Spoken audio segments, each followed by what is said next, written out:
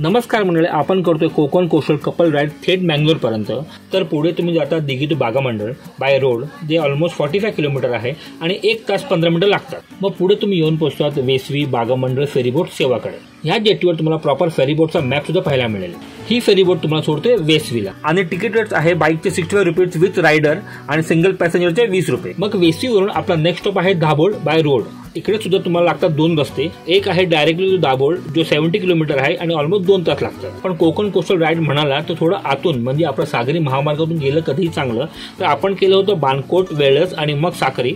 मग साक्रीला आल्यावर मी map change केला आणि मग टाकलं केळशी, आणि मग केळशीला पोहोचल्यावर मी टाकलं दाभोळ। पण हा रस्ता लांब आहे, ऑलमोस्ट 1 तास वाढतात, प्लस हा जंगल रस्ता आहे आणि खूप ठिकाणी रस्ता खराब आहे। जर तुम्ही रात्रीचा प्रवास करत असाल तर हा रस्ता घेऊ नका, सकाळचा चालेल। आणि पुढे जेव्हा तुम्ही केळशी टू दाभोळ टाकतात तेव्हा तुम्ही लाडगर आणि बुरुंडी मार्गे या। तर आपण आता दाभोळला पोहोचलो आहोत। तर पुढचा प्रवास तुम्हाला नेक्स्ट मध्ये माहिती पडणार आहे।